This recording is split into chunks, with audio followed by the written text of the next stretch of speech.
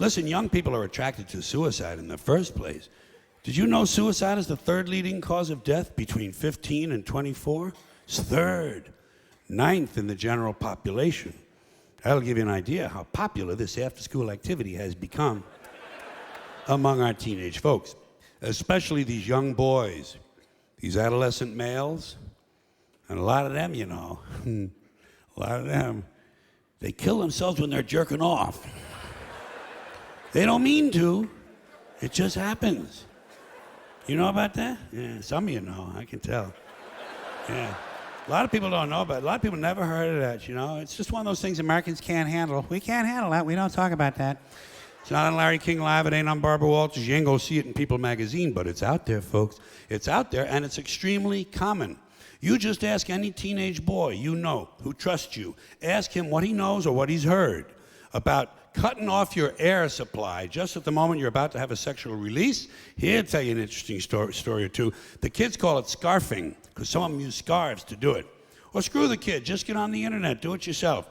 Google in the words autoerotic asphyxia. Autoerotic asphyxia. It's the practice of cutting off the oxygen to the brain at the last moment during masturbation in order to heighten the orgasm. And when I say common, 1,000 kids a year die this way, okay? 1,000 of them die, so think how many of them are trying to pull this off, if you pardon the little pun that I throw in there, just to lighten the mood. But here's the way it works. Apparently, I never tried it. It sounded risky to me. Well, jerking off is all I need. You know what I mean, folks? I ain't trying to double my money. Fuck that shit. Yeah, I just jerk off, wipe off my chest, get up and go to work, you know? That's it.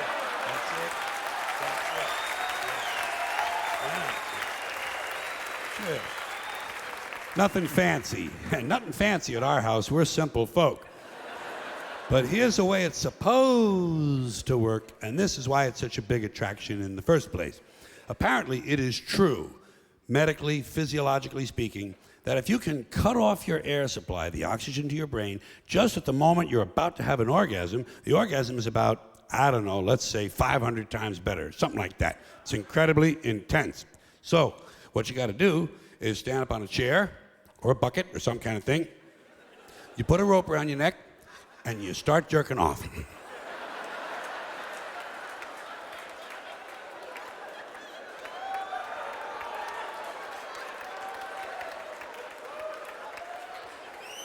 And while you're pulling your pud, you have to arrange to almost strangle yourself just before you have an orgasm. And by the way, while all this activity is going on, you gotta maintain a hard-on, which ain't easy because you might just be getting ready to buy the farm, so you better be fantasizing about someone you really like, or something you really like. I don't know what it might be. Maybe getting fucked in the ass by a game warden. Who knows, huh? Hey, I'm not here to judge. We're all different, to each his own. So let's recap. Stand on a chair, rope around your neck, Peter in your hand. Now you have to time it just right, so that just before you come, you almost die. And sometimes you miscalculate. You don't know if you're coming or going. You don't know. There's no way to know. No way to know. I know. And the parents of these kids are too embarrassed to tell the police, so they put the kid's dick away and say he had poor grades. His girlfriend left him.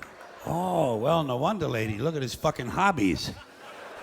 Then they blame it on heavy metal, you know. I don't know if you remember that, but from that old incident there, some years back, Judas Priest, one of the headbanging bands, somebody played a song and after that, and they killed themselves, and so they blame suicide on heavy metal. If it's murder, they tend to blame rap these days, but it's never the parents. Did you ever notice this? Parents apparently play no part in the development and outcomes of these kids. Parents, you know, they can raise a kid apparently 11, 12, 13, 14, 15 years. If he turns out fucked up, boy, they had nothing to do with that. Must be those kids at the parking lot he hangs around with. Parents got to be among the most full of shit people in the world. Well, they always have been, top to bottom, front to back. Listen, in fairness, it comes with the job. If you want to be a parent, you got to be full of shit at least half the time. Look at it this way. They have it both ways. If the kid turns out to be a loser, they had nothing to do with that. But boy, if he's a winner, got a scholarship or something like that, man, they're the first ones out there raising their hands trying to take a little credit. It's a nice state of mind if you can talk yourself into believing it.